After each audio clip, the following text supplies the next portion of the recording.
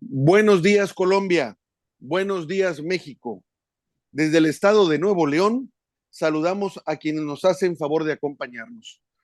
A todas y a todos, bienvenidos.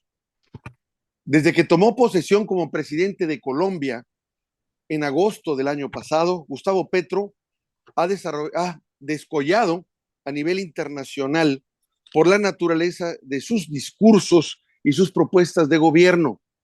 De alguna forma, se puede hablar de un parteaguas allá en Colombia.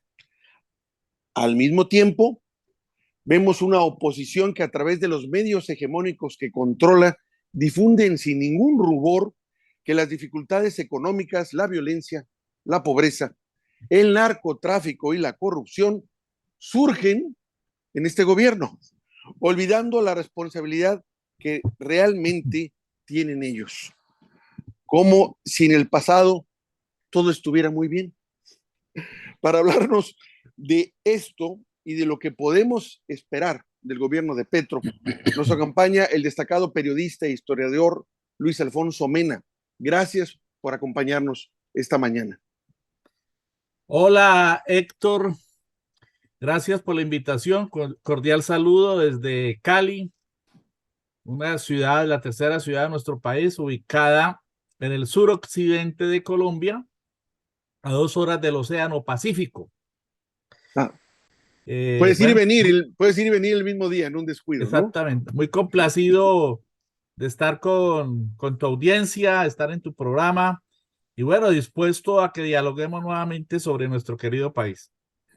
Pues mira, quise hacer ese comentario introductorio porque cuando empecé a escuchar y a darme cuenta de esos ataques que hace la oposición, siempre para un gobierno progresista, para un gobierno que es legítimo, estará instaurado en urnas por la voluntad popular, empiezan esos achaques y ataques de los males que ellos mismos han generado.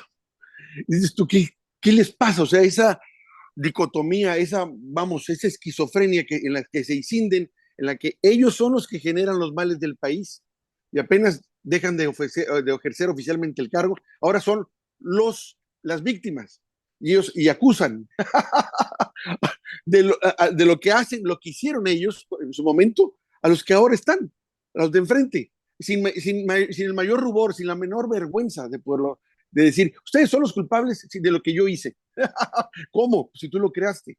Y notamos muchas similitudes precisamente en esos ataques a lo que se hizo cuando el presidente tomó posesión, nuestro presidente de México, Andrés Manuel López Obrador, y todavía a la fecha. Entonces dijimos, oye, ¿qué está pasando en Colombia? Ni siquiera tienen estos tipos, esta derecha, un ápice de creatividad para cambiar la receta, porque aparentemente es la misma: denostar, atacar y creer que imponiendo una narrativa y haciendo mucho ruido, la gente se la va a creer de que ellos realmente necesitan regresar al gobierno que los acaban de quitar hace menos de un año, para que sigan haciendo esos destrozos que históricamente hicieron y de los que ahora culpan a Gustavo Petro. Entonces nos llama mucho la atención esa dinámica que aquí le hemos vivido, pero que afortunadamente la gente ya se dio cuenta.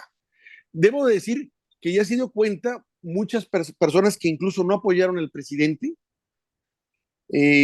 pero que empezaron a ver que en estos 4 años, pues no les caía, como decimos en México, el 20 de lo que esta prensa estaba narrando todos los días, todos los días, todos los días. Empezaron a ver, bueno, eso es lo que me dicen, pero eso es lo que está pasando, eso es lo que me dicen y esto no encaja.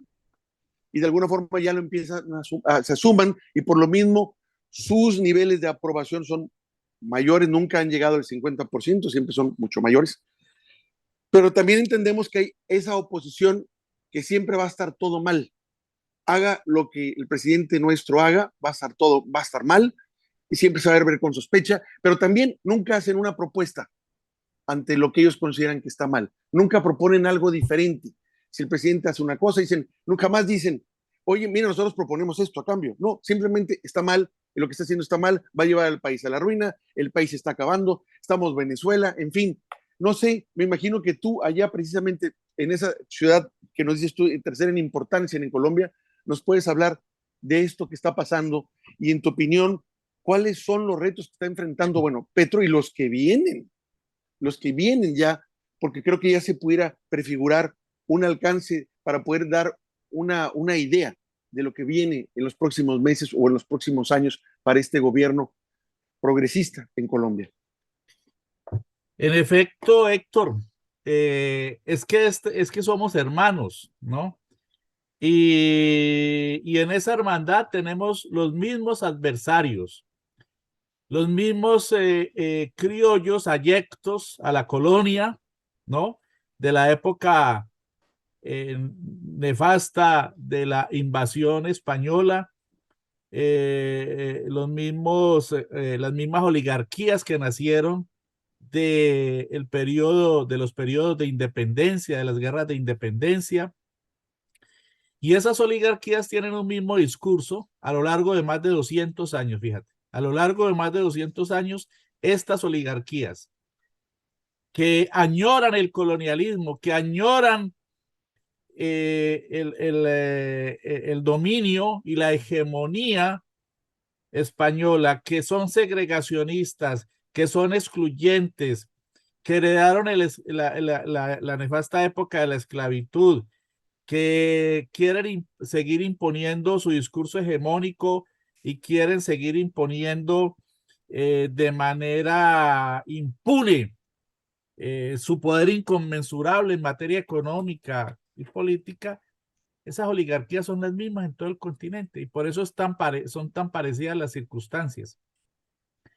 Y en ese sentido es admirable lo que hace el presidente de México, Andrés Manuel López Obrador. Lo acabo de escuchar aquí porque el presidente López Obrador es un gran comunicador.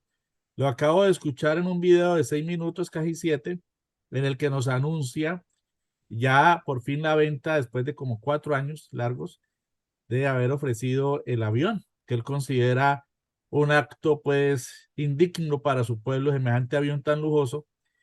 Y entonces por fin lo vendieron, ¿no? Y los 92 millones de dólares producto de esa venta a Tayikistán lo van a destinar a 2 hospitales. Nos informó él que en Guerrero y en Oaxaca. Bueno, lo mismo que pasa en México está pasando aquí, querido Héctor. Y no llevamos sino 8 meses y medio, ¿no? De gobierno, 8 meses y medio. Y la ofensiva de los medios de comunicación de las élites, de los medios hegemónicos, herederos del viejo régimen derrotado, han desatado una guerra brutal, descomunal, contra el gobierno del presidente Gustavo Petro. Nosotros hemos convocado aquí, te digo, Héctor, un seminario. Mañana, este sábado vamos a tener la última sesión. Hemos desarrollado 5 sesiones, un seminario, taller de periodismo alternativo y contrahegemónico, precisamente para responder con un granito de arena en medio de este desierto de desinformación y de manipulación a esa ofensiva de los medios de las oligarquías colombianas contra el proceso de cambio. Entonces aquí se ha iniciado toda una ofensiva de las élites políticas, económicas y mediáticas contra el proceso de cambio y sobre todo contra las reformas sociales. Aquí están en marcha unas reformas sociales estructurales muy importantes, Héctor, una de las cuales es la reforma del Sistema General de Salud, pero también está la reforma de la legislación laboral y la reforma del régimen pensional. Son 3 reformas sociales fundamentales. Pero además de eso hay otras. Por ejemplo, el año pasado se aprobó la llamada reforma tributaria que por primera vez en la historia de nuestro país impone impuestos, perdonen la redundancia, justos a las grandes élites, ¿no? ¡Ah! Y Yo le he no, fallado acá al presidente, no lo ha querido hacer, pero bueno, por favor, continúa. que aquí se acostumbraron a que los gobiernos de sus oligarquías, sus gobiernos, les bajaran los impuestos, les decretaran toda clase de exenciones tributarias, ¿no? Y ellos se acostumbraron también no solo a eso, a esas prebendas, sino también a eludir la elusión del impuesto. De modo que aquí esa reforma tributaria impuso gravámenes a las oligarquías por 25 billones de pesos, que tendrán que empezar a ser pagados a partir de el próximo año y en los años sucesivos durante el cuatrienio del presidente Gustavo Petro. ¿Para qué? Para poder llevar a cabo las reformas sociales que se ha propuesto el presidente. Entonces ahí la oligarquía sufrió una primera derrota. Obviamente eso se logró con un trabajo muy intenso en el ámbito legislativo, porque la verdad es que el gobierno progresista, el gobierno del cambio del presidente Gustavo Petro y la vicepresidenta Francia Márquez, pues no tienen las mayorías en el Congreso de la República, entonces ha habido que desarrollar todos unos mecanismos de acercamiento y diálogo con los sectores menos recalcitrantes, porque los de la ultraderecha fascista y violenta, con esos no hay diálogo posible. Entonces se logró eso, está en trámite en el Congreso una ley contra el fracking, que recuerden que es muy importante porque la explotación petrolera a través del fracking afecta el ecosistema y contribuye pues a toda esta tragedia del cambio climático. Esto está en marcha. Se aprobó también la creación del Ministerio de la Igualdad, al frente del cual está la vicepresidenta Francia Márquez, y que se propone una serie de tareas muy importantes para combatir el segregacionismo y la desigualdad, que es una de las más altas en todo el orbe, la que existe en nuestro país. Y en general hay pues toda una serie de propuestas de nuestro gobierno, pero la más importante en este momento es la reforma del Sistema General de Salud. ¿Por qué, Héctor? Y explico. Resulta que en Colombia, como en muchos países de América Latina, cuando se instaura el neoliberalismo como sistema económico predominante en la mayoría de los países latinoamericanos, entonces aquellos sectores del acontecer ciudadano, social, económico del país empiezan a ser privatizados. Y obviamente fueron rápidamente por todo el sector de la salud y convirtieron al sector de la salud en un gran negocio lleno de corrupción que ha servido solo para el enriquecimiento de unos grupos empresariales minoritarios a través de lo que aquí se denominan las empresas prestadoras de salud, las famosas EPS. Pues esas EPS son los dueños del sistema de salud, son entes privados que se han enriquecido con dinero del Estado, porque es el dinero, es el Estado el que les transfiere los recursos para que ellas operen. Son simples intermediarios. Eso se creó mediante una ley, la ley 100 del año 93 en el gobierno del señor César Gaviria Trujillo, quien fue el gran adalid del neoliberalismo en nuestro país y quien hoy, 30 años después, sigue a la ofensiva oponiéndose a esta reforma como dirigente del Partido Liberal, lo que allá es el PRI más o menos, acá es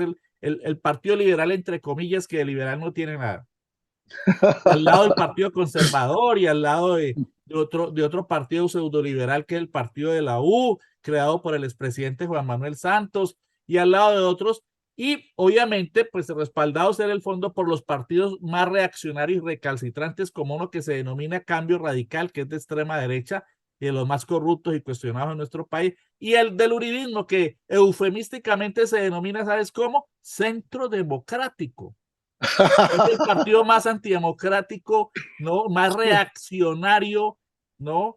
En el que están los elementos más retrógrados y recalcitrantes y connivientes de la represión en nuestro país, el uribismo. De modo que toda esa gente está en contra de esta reforma y han utilizado de una manera inmisericordia todo su poder hegemónico para tratar de echar para atrás la discusión en el Congreso, hasta el punto de que al iniciarse el debate de la reforma en el Congreso, que aquí entra primero por una comisión de una de las cámaras, en este caso la Comisión Séptima de la Cámara de Representantes, intentaron archivar la reforma, archivarla. Allí sufrieron la primera derrota, pero el camino es muy largo, muy pedregoso, muy difícil, muy arisco, pero estamos en esa lucha. Y el presidente Petro ha dicho, si estas oligarquías no quieren la reforma, pues ellas tendrán que responderle al pueblo, y ha llamado al pueblo a movilizarse en las calles. Ha dicho, los acuerdos no se logran encerrados en los fríos pasillos o en las frías oficinas llenas de atavíos dorados de la Casa de Nariño, que es la sede presidencial. Esas reformas se logran es con nuestro pueblo en las calles. Y este 1 de mayo va a haber una gran movilización del pueblo colombiano para respaldar en el Día Internacional de la Clase Obrera las reformas sociales. De modo que esa reforma se propone, la reforma a la salud se propone en primer lugar que el negocio de la salud deje de ser privado, deje de ser usufructuado por unos monopolios oligárquicos que tienen a los pacientes como objeto de negocio, como clientes, no como pacientes, y que los recursos multimillonarios que invierte el Estado en la salud vayan directamente a las clínicas y a los hospitales. No se necesitan de esos intermediarios, de esas famosas empresas privadas, de las EPS. Pero claro, estas oligarquías se resisten y ustedes podrán imaginarse cómo lo hacen, a dentelladas, con mentiras, con manipulación, con odio, utilizando esos Ah, medios de comunicación. digo, me llama la atención todo lo que me cuentas, porque yo puedo decir, oye, ¿en qué parte de México está pasando eso? Exactamente, exactamente. Ah, Y qué en duro. Chile y en muchos otros países. Digo, me llama la atención, por ejemplo, cuando dices, son entes intermediarios que Intermediarios. lucran con el dinero del Estado, pero ellos le llaman iniciativa privada, libre mercado, que es la palabra mágica que ellos utilizan frente a lo que ellos consideran a cualquier posibilidad de que se instaure el comunismo, es decir, contra mis intereses. El libre mercado es la bandera que ellos manejan siempre, híjole, no sé, para decir idioteces, porque realmente son los que menos libre mercado ejercen. Aquí las empresas en México, que realmente las que son preponderantes, que ya cuando son preponderantes se puede hablar ya de monopolios, si no lo son, de hecho, lo son me refiero de ley, lo son de facto, en el sentido, de hecho, de facto, perdón, que estoy diciendo lo mismo, en el sentido de que se coaligan con los que aparentemente son sus competidores y entonces forman el mercado. O sea, ponen de acuerdo para decir, yo no me voy a bajar tanto, no le voy a subir tanto, entre este rango no la jugamos tú y yo, o se reparten territorios. Dice, ¿saben que yo no voy a, esos son tus territorios, estos son los mismos, una las ganas tú, una las ganas yo, y de esa forma mantienen siempre los precios altos, pero nosotros nos venden de que como están en libre competencia, que es lo que supuestamente genera un libre mercado, entonces los precios son los mejores, y no es así para nada. Sí, Entonces, y lo vemos ahorita, y lo más duro es cuando esto lo ves no solo en bienes y servicios que a lo mejor se pudiera considerar que son muy necesarios, pero no imprescindibles, como la salud, donde aquí en México se hicieron millonarios lucrando con la salud del pueblo, como bien dices tú, distinguiendo claramente el punto. Dejamos de ser ciudadanos con derechos, en este caso con un derecho a la salud, para ser solo un cliente más que estas empresas tienen y que como tal, en su óptica es, ¿tiene dinero para pagar? Ah, bueno, no tiene, como decimos en México, que se friegue. Que no hay forma de ayudarlo. Si no tiene dinero, no hay forma. Qué dramático eso que nos comentas, porque es la realidad que vivimos aquí en México y yo creo que en toda América Latina, donde este sistema neoliberal estuvo en abundancia en los países. Donde ellos medraron, eso fue lo que hicieron, acabar con todos estos derechos. y haciendo uso del discurso hegemónico y de sus medios de comunicación, igualmente hegemónicos, preponderantes, dominantes, que moldean la opinión pública desde las 3 de la mañana hasta las 12 de la noche cada día, ¿no? A través de la radio, a través de la televisión, a través de los impresos, a través de la internet, ellos han querido oponerse al estudio de la reforma, al trámite de la reforma, chantajeando al gobierno, imponiendo sus posiciones, tratando de imponer sus posiciones para seguir con el nefasto negocio de la salud, que entre otras cosas, Héctor, redunda en que aquí un paciente al que le recetan un examen de algún nivel, tenga que esperar 3, 4, 5, 6, 7, 10 meses para que se lo autoricen. A veces, muchas veces, cuando lo autorizan, el paciente ya está en la fosa. Y ha ocurrido muchas veces. Y aquí más de 150,000 tutelas anuales tienen que interponer la gente, la ciudadanía, o sea, acciones de amparo ante autoridades judiciales para que se proteja su derecho a la salud y se autoricen en estas EPS esos exámenes o esas atenciones especializadas. Yo te cuento, yo mismo soy víctima de eso. Yo más de 6 meses esperando un examen de una resonancia electromagnética y no ha sido posible. Entonces, el sistema de salud en Colombia ha hecho crisis y muchos de los recursos del sistema fueron hurtados, fueron robados por sujetos que mangoneaban en las EPS, en las empresas prestadoras de salud, y que se quedaron con esos recursos. Y estas empresas hacen uso de los recursos que les consigna el Estado porque son simples sanguijuelas, son simples intermediarios, ¿no? Entonces el Estado es el que saca todos los recursos para la salud, pero los tiene que entregar a unos privados, porque es que ellos son los más eficientes y los más eficaces para su manejo, para que ellos les paguen a las IPS. ¿Qué son las IPS? Instituciones prestadoras de salud, pues las clínicas, los hospitales. Y entonces aquí se desarrolló la contratación que se llama vertical, que consiste en que los privados, dueños de las EPS, crearon sus propias clínicas para que cuando el gobierno les traslada los recursos, esos recursos vayan a dar a las clínicas de esos señores. ¿Qué tal el enroque, Héctor? ¿Qué hicieron? ¿Ah? Pues mira, aquí llega un bolsillo y lo meten al otro bolsillo.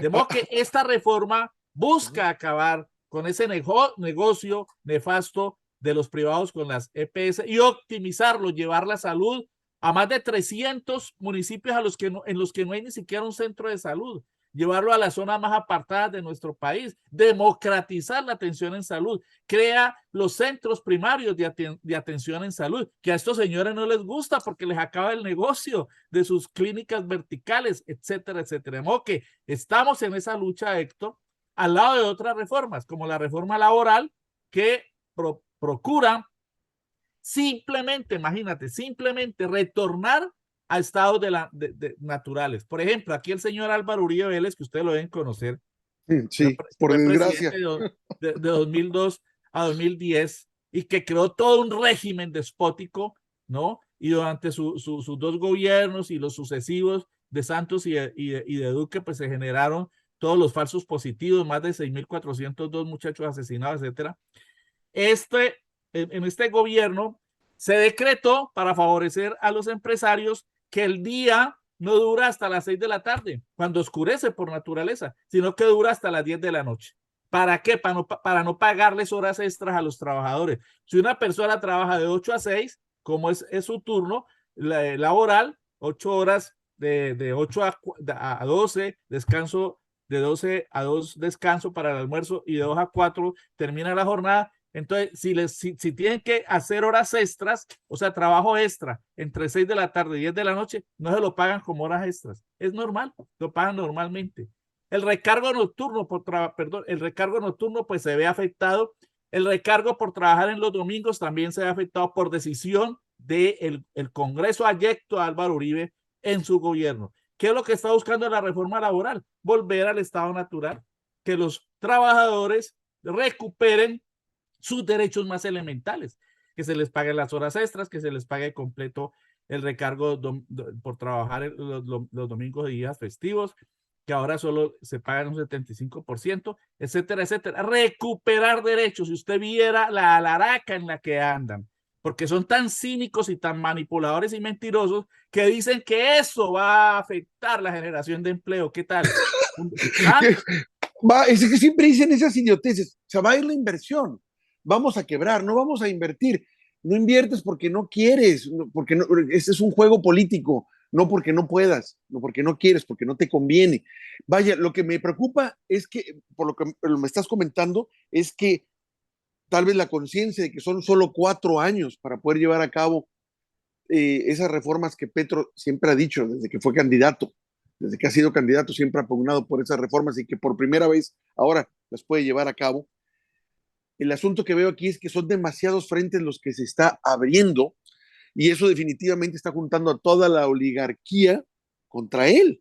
y lo primero que hacen es golpear, evidentemente, a través de los medios y luego tratar de amenazar de que no van a hacer inversiones porque ellos son los salvadores de la patria. Aquí se manejan igual esos empresarios y los grandes empresarios que por definición, la mayoría, la inmensa mayoría, sí hay excepciones, pero son eso, excepciones. Hicieron su dinero bajo el amparo corrupto del gobierno, no quieren invertir ahora.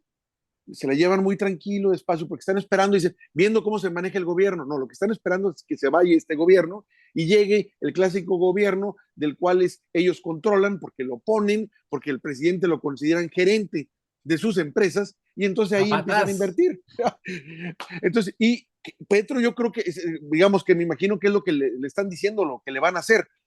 ¿Cómo le están haciendo precisamente si se está abriendo varios frentes? Desde los impuestos a la oligarquía, lo que me estás hablando, afectando el asunto del área de salud allá en el pueblo de Colombia, pero también, como dices tú, los restituyendo derechos laborales que hasta por lógica, por más por la cuestión de los horarios que me dices tú, deben ser reintegrados a los trabajadores y que estos quitaron y entonces tienes a toda la patronal, a todos los patrones, a todos los empresarios coludidos en esas asociaciones que son carteles, pero que le llaman asociaciones empresariales o sindicatos empresariales, atacando este tipo de cosas. Entonces, son varios frentes que tiene abiertos Petro sí, allá. son varios los frentes y eso que no te he mencionado, lo de el enorme proyecto de paz total, porque Colombia es un país sumido en la violencia y como decías al principio, estas oligarquías son tan cínicas que le echan la culpa al gobierno de lo que ellos han dejado.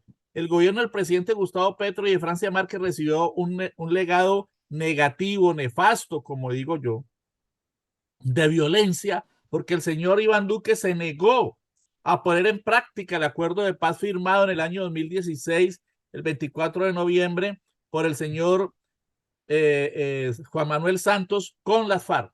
Se negó a poner en práctica, a desarrollar el acuerdo. Y producto de eso, producto de que ni Santos ni Duque, es decir, los representantes del Estado en ese momento, llevaron soluciones al campo, a la Colombia profunda, para implementar el acuerdo de paz, sino que lo dejaron al garete, pues todos los territorios dejados por la guerrilla de las FARC, que era la más poderosa insurgencia en América Latina, fueron copados por nuevas insurgencias que ahora llaman disidentes. El ELN creció exponencialmente y se generaron lo que aquí se llaman las organizaciones criminales, las llamadas también BACRIM, que son grupos paramilitares, grupos de mafiosos, grupos de narcotraficantes muy poderosos, con poder económico enorme por el narcotráfico y con un poder armado impresionante, incluido en ello la corrupción que han propiciado en sectores de las Fuerzas Armadas incluso. Entonces, la paz total, que es la política de paz del gobierno del presidente Petro, está siendo objeto de un ataque brutal. La manipulación, las fake news, las mentiras, las matrices de desinformación para generar pánico, miedo, son espantosas. Acabo de oír una grabación que una de esas redes uribistas y de extrema derecha riega todos los días diciendo que el gobierno está sacando la policía de los municipios para entregársela al ELN, a las FARC y a los narcotraficantes, lo cual es absolutamente falso, pero hay gente que se la cree y incluso hay gente que dentro del mismo campo alternativo se alarma y dice, no, pero esto no puede ser cierto. Pues claro que no es cierto, sino que son matrices de desinformación, guerra comunicacional desatada por el viejo régimen contra el gobierno. Entonces, los frentes que tiene el nuevo gobierno, el gobierno del cambio, el gobierno popular y los sectores alternativos son muchos, es una situación muy compleja. También está en discusión la reforma pensional, que es una reforma que procura hacer cambios también frente al negocio de los privados, porque los privados aquí son dueños de gran parte, de más de la mitad de los ahorradores pensionales en nuestro país. Ellos tienen montados sus gran negocios, se enriquecen con eso, las famosas empresas de pensiones financieras privadas, y lo que plantea la reforma pensional es que esa reforma conduzca a que se le pueda entregar pensión, así sea media pensión, a más de 3 millones de viejitos y viejitas que se van a morir sin recibir un solo peso después de una larga vida de 60, 70, 80 años de trabajo. Entonces, el gobierno del cambio se ha propuesto eso con una reforma pensional. Pues también le han caído con todo, porque es que, por ejemplo, te cuento, dueños de medios de comunicación son dueños también de, bueno, los jerarcas económicos, como los dueños de este periódico, el periódico El Tiempo, ¿no? El dueño de este periódico es el dueño de un emporio financiero y empresarial que hace carreteras, que tiene cantidad de bancos, el Grupo Aval, ¿no? Los dueños de RCN, pues otro emporio económico, el Grupo Ardila Lule. Los dueños de Caracol Radio, pues el Grupo Prisa. Los dueños del Espectador, el Grupo Santo Domingo. Los dueños de Semana, que encabeza aquí la conspiración mediática contra el gobierno del cambio, son del Grupo Gilinski, etcétera, etcétera, etcétera. De modo que ese es el panorama de nuestro país. Y el pueblo, pues obviamente conserva su respaldo al presidente. Cada vez que el presidente llega a un punto del país, lo reciben con cariño, con unas expresiones de solidaridad, de respaldo impresionantes, porque el gobierno del presidente Petro ha demostrado liderazgo, ha demostrado solvencia, ha demostrado capacidad de manejo y de mando, a pesar de las enormes dificultades que está atravesando, y lo demostró ayer en el diálogo pues con el presidente Biden, ¿no? Que aquí el principal periódico de la oligarquía trata de minimizar, y en vez de titular por lo que logró el presidente Petro, titulan es por lo que dijo el señor Biden, ¿no? Colombia es una piedra angular para el hemisferio. Biden a Petro, como quien dice, ahí le dio orden. No, señor. Hubo un diálogo de mandatario a mandatario, de presidente a presidente.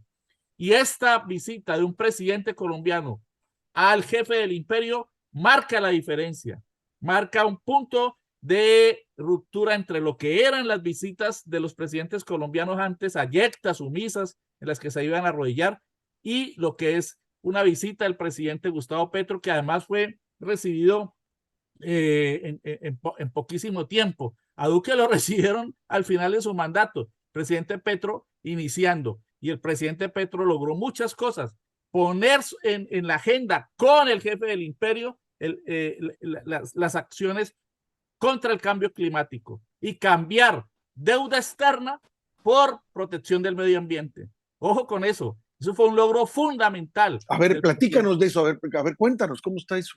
El presidente Petro ha venido planteando la necesidad de que la protección que brinda los países en la franja amazónica, que es tan grande y que es el principal pulmón del mundo, que esa protección que brindan estos países sea cambiada por deuda externa. ¿Qué significa eso? Que paguemos menos deuda externa, que nuestros países, Brasil, Colombia, Perú, Ecuador, Venezuela, que estamos con el Amazonas en nuestras geografías, ¿no?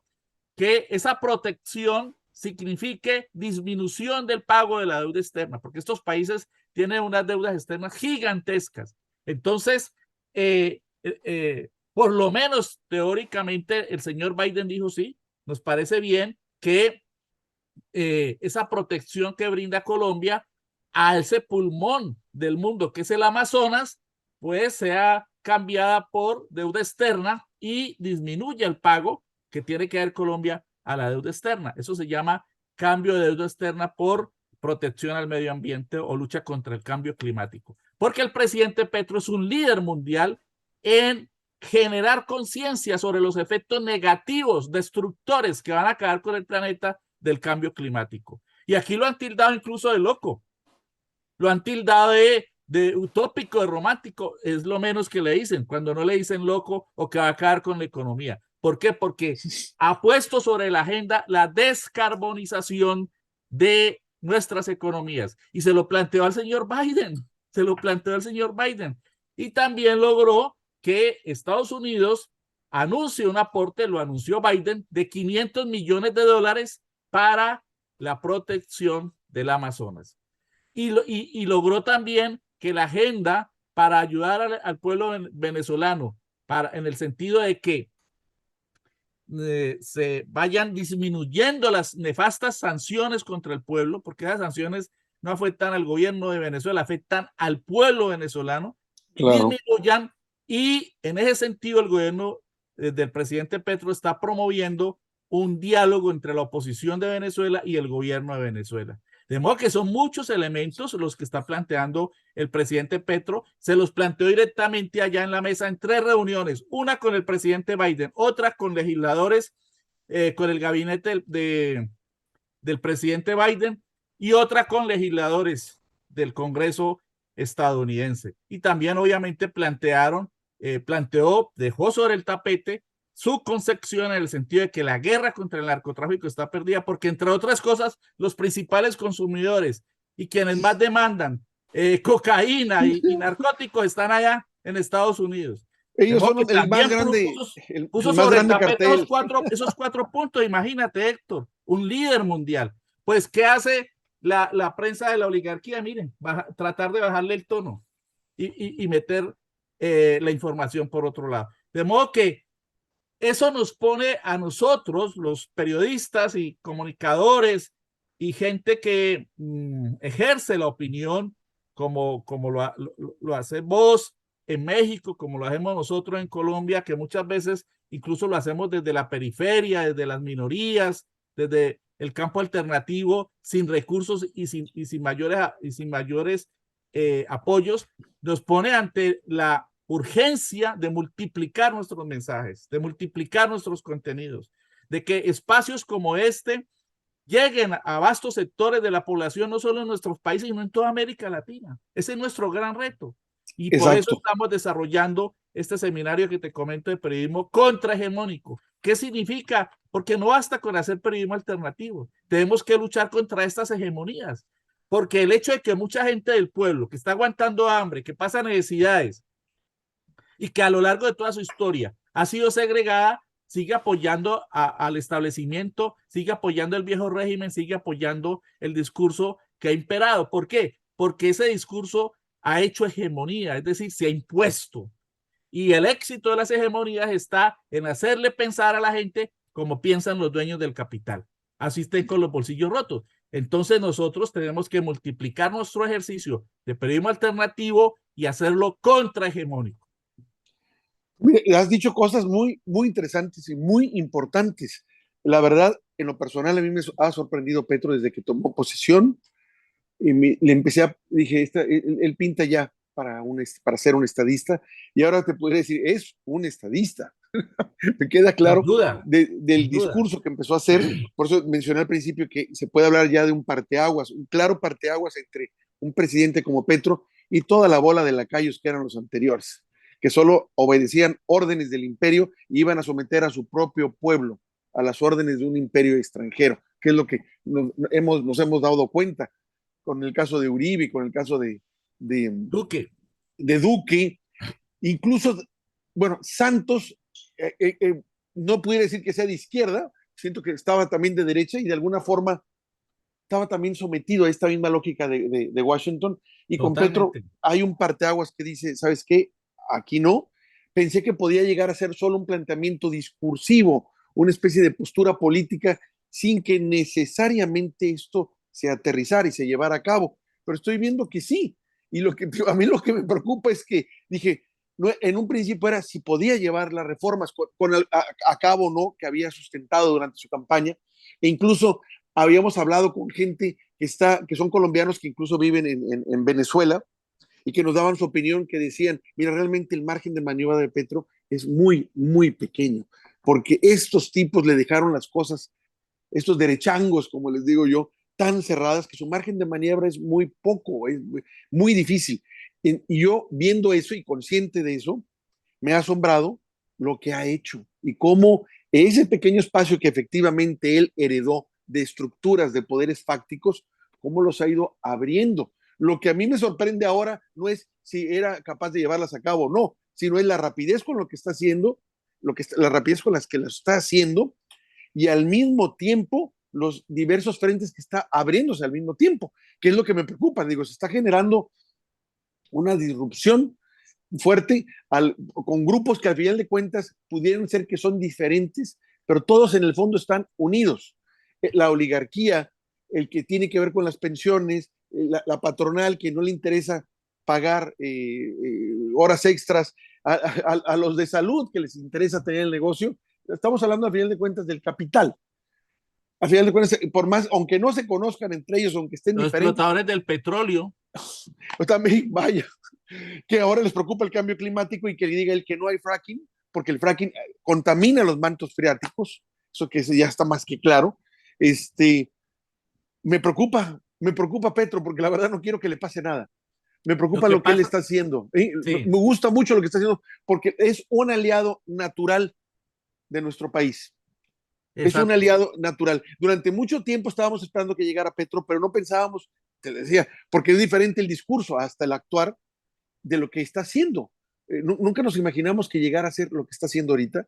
Y entonces decimos, wow, qué bueno es que esté Petro en este momento histórico que está viviendo América Latina ante una posibilidad de poder lograr una integración basada en que todos sufrimos los mismos males. Los males que tiene Colombia, simplemente para hablar del narcotráfico, son los que tenemos nosotros aquí, en nuestro país. Nosotros, como bien se dijo recientemente en una declaración conjunta, ponemos los muertos y ya estamos hartos de que hagan negocio con estos muertos, de que nos vendan estos animales nazis de derecha las armas a grupos paramilitares, a carteles de la droga con las que se mueren aquí, hasta gente inocente, porque no nomás se muere gente que tiene que ver directamente con esos grupos de narcotraficantes, sino gente que pasaba por ahí, que estaba en el lugar equivocado. Y en ese sentido, cualquiera puede estar en el lugar equivocado.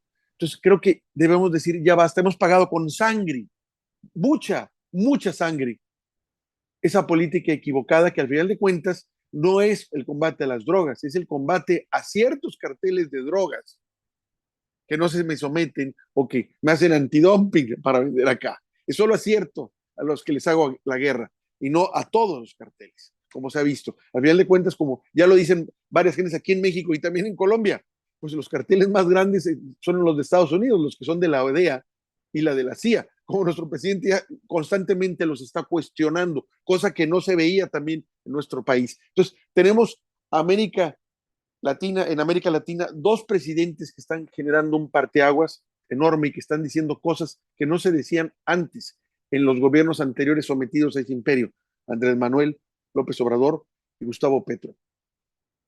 Tenemos que trabajar y dar la lucha juntos en ese sentido, apoyando a estos líderes. Sin duda, Héctor. En relación con tu preocupación sobre los 4 años, precisamente por ser solamente 4 años, en México es más el periodo. Soy 6 años. Ajá. Lamentablemente, pues ya se aproxima también la finalización del periodo del presidente Andrés Manuel López Obrador, a quien admiramos.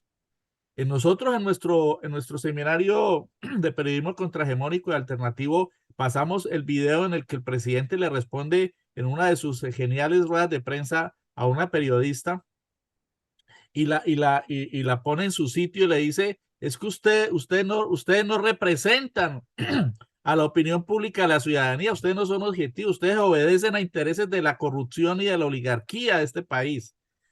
Ese video es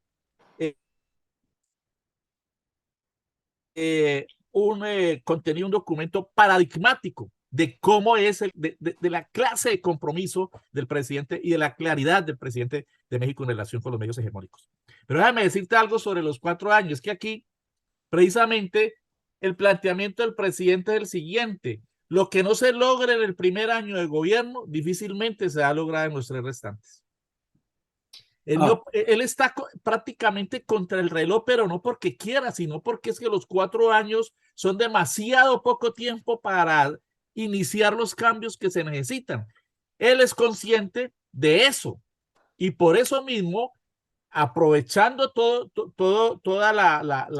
el respaldo ciudadano con el que llegó, ¿cierto? Ese empuje al llegar a la presidencia, ¿cierto? Esa fuerza, claro, esa fuerza, ese empuje, ese respaldo, esos 11.300.000 votos tenían que ser utilizados para iniciar las reformas y la discusión de la reforma en el Congreso, tan pronto se inicia. Por eso te decía, el año pasado se aprobó la reforma tributaria para imponerle impuestos a la oligarquía y lo mismo que se aprobó el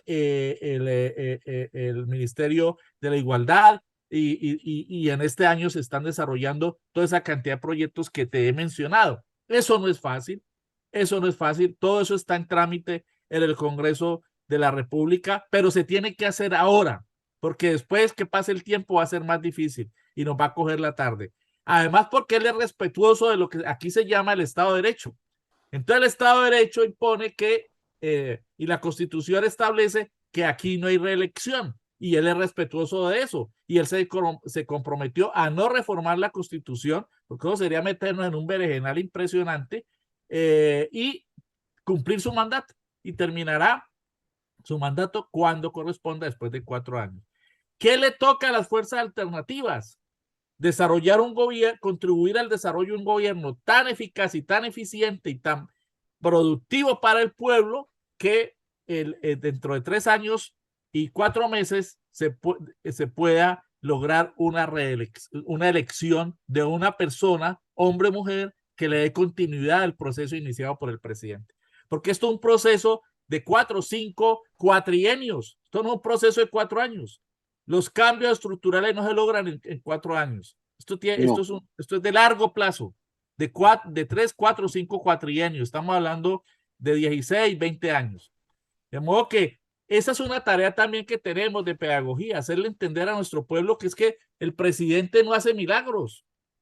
Y entonces llegó el presidente y puso la varita mágica y todo se cambió. No, es un proceso dificilísimo, porque la oligarquía saca las uñas, como decimos acá, y se defiende a dentelladas sus intereses, sus monopolios o sus oligopolios. Y requiere también de la unidad de todo el campo alternativo, de todos los que hemos respaldado al presidente Petro, cerrar filas. Aquí hay mucho tibio, como debe haber en México, mucha gente que va Sí. por el centro, ¿no? Que le juega a un lado, que le juega al otro, y que juegan disque a ser críticos del gobierno, y resulta que durante los gobiernos de la oligarquía se acomodaron y no fueron críticos, y fueron críticos no hicieron nada, etcétera, etcétera, etcétera. Pero ahora, como se amplía la democracia, como esto es un gobierno que además, Héctor, no reprime a la población. Aquí le armaron un tremendo lío al presidente porque dio la orden de que en una confrontación gravísima que hubo en una zona petrolera, no se disparara contra el pueblo. Y condecoró a los policías que no dispararon contra el pueblo. Imagínense ese hecho simbólico. ¡Wow! Los Entonces, condecoró.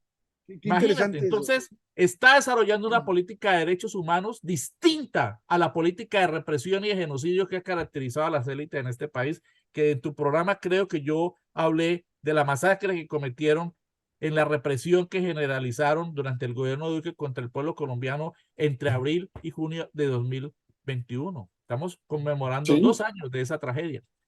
El gobierno del presidente Petro es respetuoso de los derechos humanos. Ese es otro gran logro de este gobierno. Entonces, toca cerrar filas, que el pueblo cierre filas, que los partidos de izquierda, los de centro y los progresistas cierren filas en torno a la defensa de las reformas sociales, estructurales y del nuevo gobierno. Porque otra oportunidad histórica como esta no vamos a tener si se desaprovecha. Lo que me duele es que, como dices tú, son 4 años. Esto debería quedarse más. Como bien dices, no alcanza ese tiempo y ahora entiendo por qué la prisa que tiene. Igual, en el caso de nuestro presidente, cuando lo amenazaban, es que usted se va a reelegir, es Chávez otra vez, esas idioteces que siempre dice la derecha, qué bárbaro. Él dijo, no, no necesito reelegirme, voy a trabajar al doble. Y lo hacemos, y lo ha hecho Lo todos ha los días hecho. de su mandato. Lo vemos que trabaja los sábados y domingos, no hay descanso. O sea, es el primer presidente que vemos que sí trabaja, que trabaja todos los días. Se ha tomado vacaciones, sí, 3 días, 4 días, pero nunca más. Y te entera uno porque dijo, oye, salí a tomarme un descanso. Le digo, pues más que merecido, pues ¿cuánto tiempo tienes trabajando? Trabaja los sábados y los sábados y domingos que no hacen las mañaneras, se la pasa recorriendo el interior del país. Entonces dices tú, por primera vez tenemos un presidente que está trabajando desde temprano, desde qué horas trabaja. Entonces es impresionante lo que entonces ha generado y como bien dices, él ha creado ha hecho, vamos, una medida, un parteaguas, no sé cómo referir, desde que empezó con las mañaneras, porque les cambió la jugada a los medios hegemónicos y el que marca la agenda es él.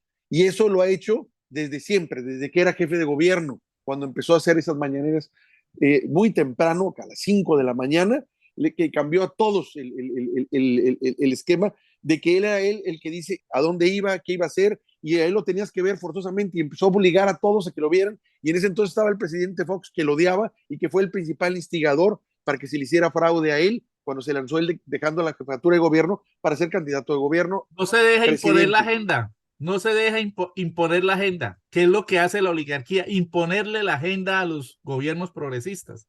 Eso hace parte de su ejercicio hegemónico. No, ustedes no pueden hacer lo que ustedes dicen, es lo que nosotros decimos. Ese es el discurso hegemónico. Y el gobierno del presidente Andrés Manuel López Obrador no se ha dejado poner la agenda. En esa intervención en rueda de prensa, en el Mañanero, creo que llama, que mencionas, precisamente él hablaba de eso, es que ustedes nos van a imponer la agenda, que traiga, no sé qué, era una discusión allí sobre un general o no sé qué, que lo querían llevar allá para, y ustedes me van a decir que yo se los traiga aquí para que ustedes lo crucifiquen, ustedes no nos van a imponer la agenda. O sea, eso es un gobierno que tiene los pantalones bien puestos para gobernar por el pueblo, ¿no? Y eso es lo que nosotros estamos planteando. Aquí hay una dificultad, Héctor, y es que hasta el sistema de medios públicos está todavía en manos de la derecha. ¡Oh! Tienen que quitar eso ya, que se vayan. Porque Han robado mucho ya, que se vayan. entonces nosotros estamos reclamando que el sistema de medios públicos sea gerenciado por una persona que sea afín al gobierno. Es que es su derecho. Aquí se llama RTBC Sistema de Medios Públicos, ¿no? Pero no, hasta ahora sigue en manos de la derecha.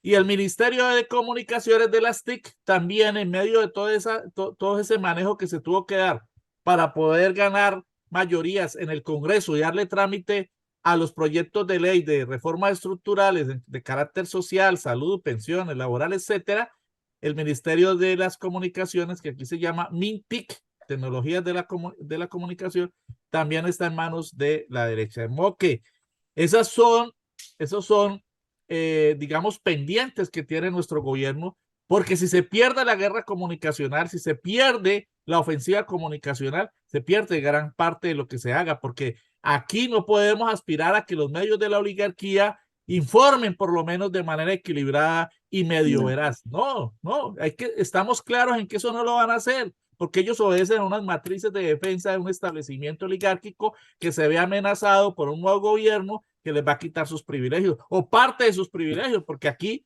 la narrativa, Héctor, sabes, aquí era que el presidente Petro cuando llegara al gobierno iba a privatizar todo, iba a quitarle todo a la gente, que todo el mundo se iba a ir del país, que se iban a cerrar las empresas. Bueno, la cosa más terrorífica del mundo, y nada de eso ha pasado. Pero esta oligarquía es tan voraz que nada le sirve, nada le sirve. Dispararon artificialmente el dólar, ¿sabías? Y aspiraban a que llegara a 7,000 pesos cada dólar. Llegó a estar cerca de los 5,000 pesos. Ahora que está en 4,500 pesos o menos, entonces ya no hablan del dólar. Pero Lo sí, mismo, pero lo mismo sí, nos hacen aquí. exactamente. Pero sí subieron los precios de los artículos de primera necesidad. ¿Para qué? Para generarle una crisis al gobierno con los consumidores y no los quieren bajar. Después en la pandemia subieron los precios. Después, cuando llega el presidente, disparan el dólar y suben los precios. ¿Para qué? Para que la gente diga que es que Petro es el que sube los precios de los productos de la canasta familiar. Y si el presidente anuncia. Te entró, bloqueaste el micrófono, Luis Alfonso. Entró el micrófono. Digo, el bloqueo del micrófono. Lo amenazan, si decreta control de precios, entonces, ¿qué pasa? Lo amenazan con el desabastecimiento, con acaparar los productos, guardarlos para generar desabastecimiento, como hicieron en Venezuela. ¿Ves? Entonces, con cara ganan ellos y con sello perdemos nosotros. ¿Ves? Siempre quieren ganar. En esa situación nos encontramos y bueno, se requiere que nuestro pueblo esté en las calles apoyando las reformas, apoyando el gobierno del cambio, esté atento y no le coma cuento a la oligarquía ni a sus medios desinformación.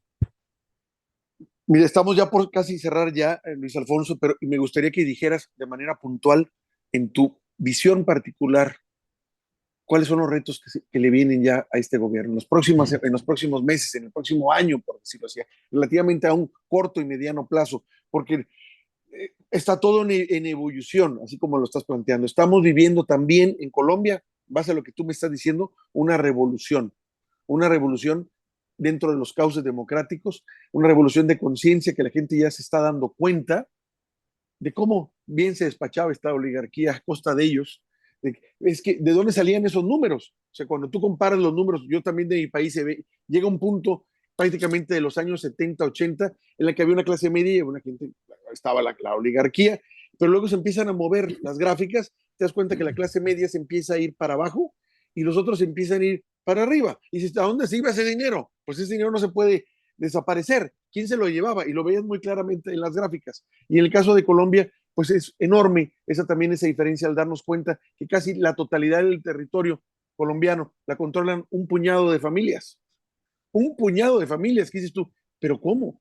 Es que eso es lo más ridículo y abusivo que pueda haber. También nos preocupa que casi no hay sindicatos allá, que la muerte de los activistas y luchadores de derechos humanos es algo que sucede muy seguido y que realmente cualquier idea progresista siempre es amenazada de una oligarquía que está acostumbrada a despachar lo que ellos consideran que es amenazante a sus intereses económicos.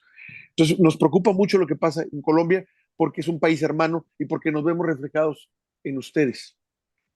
Esa es la verdad, y ustedes también se pueden ver reflejados en nosotros, pero ahora, después de mucho, mucho, mucho tiempo, vernos reflejados con esperanza, porque simultáneamente estamos llevando revoluciones que pueden transformar a nuestros pueblos, haciendo actos audaces y algunos hasta sencillos que han cambiado la vida de millones. Sí, el pueblo venezolano, el pueblo mexicano, son muy parecidos al pueblo colombiano, somos los mismos. Y los demás pueblos de América Latina, somos los mismos pueblos hermanos que nunca tenemos por qué enfrentarnos y que por el contrario debemos generar solidaridad. Y yo aspiro a que este liderazgo continental que ha generado el presidente y que va creciendo el presidente Gustavo Petro, sea fortalecido por Luis Ignacio Lula da Silva en el Brasil, por Xiomara Castro en Honduras, ¿no?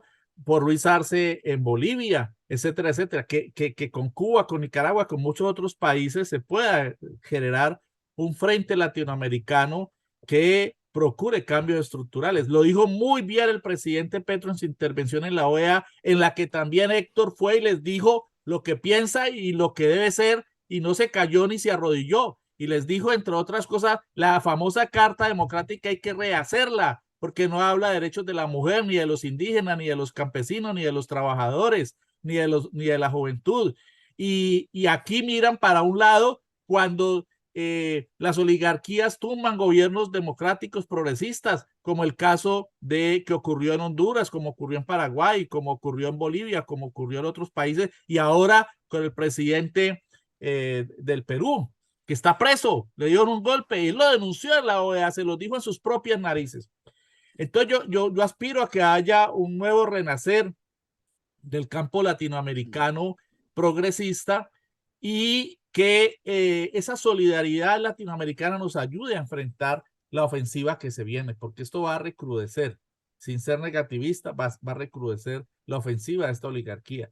Y bullen aquellos que sueñan con un golpe de Estado y con un golpe militar. Hay gente Ay, no. de enloquecer a sectores de las fuerzas militares. Lo que pasa es que hasta ahora el presidente ha sido muy capaz, muy solvente y con un gran manejo de las Fuerzas Armadas, incluso introduciendo la filosofía de la defensa de los derechos humanos desde ellas, porque las Fuerzas Armadas en nuestro país históricamente han sido violadores de los derechos humanos.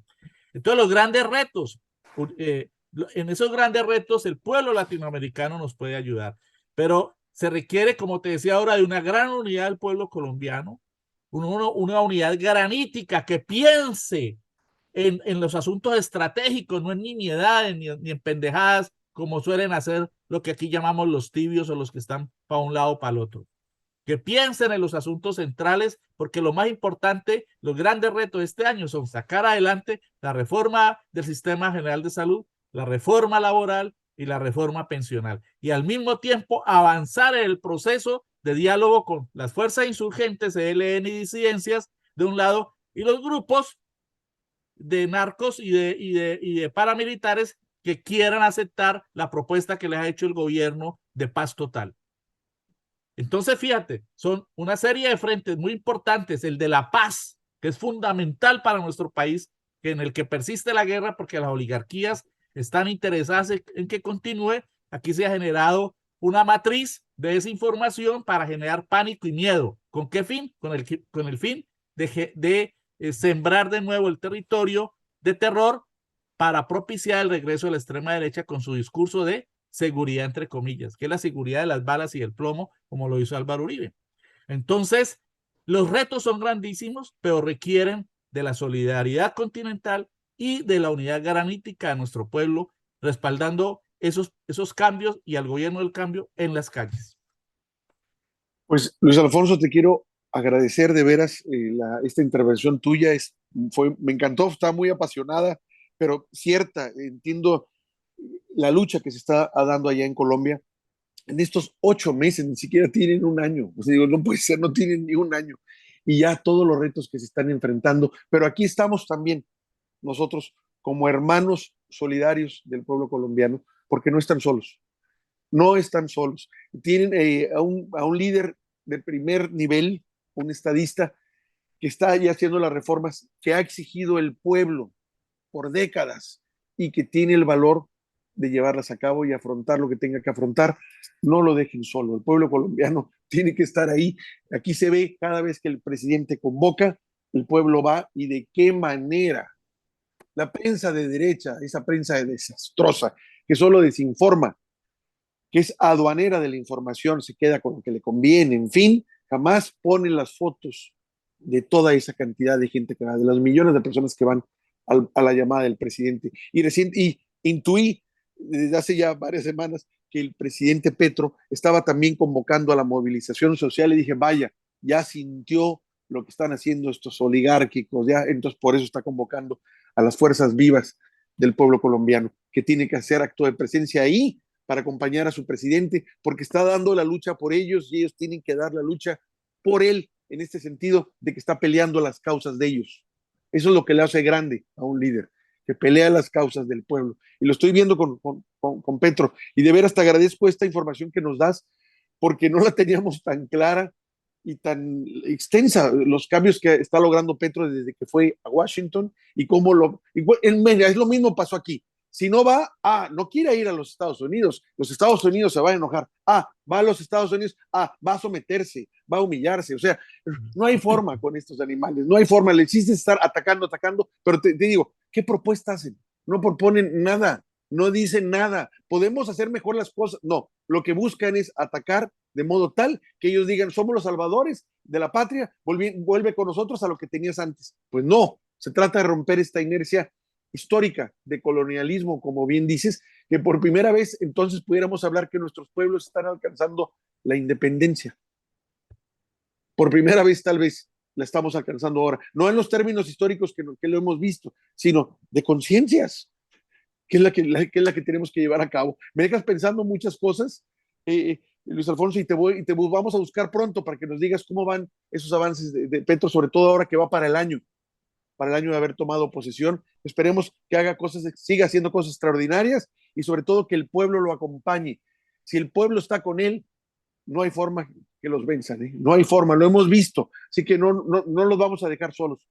Como digo yo, cada vez que hay un presidente progresista, siempre digo, mi presidente es Lula, mi presidente también es Petro y me siento como mexicano muy orgulloso de tener un presidente como Petro, como Lula y obviamente como el presidente Andrés Manuel López Obrador. Gracias de veras por tu tiempo y nos vemos pronto. Gracias, Héctor, por tus palabras y por este espacio tan importante para hablar con el hermano y querido pueblo mexicano. Un abrazo. Que tengas muy buen día allá en Colombia. Gracias.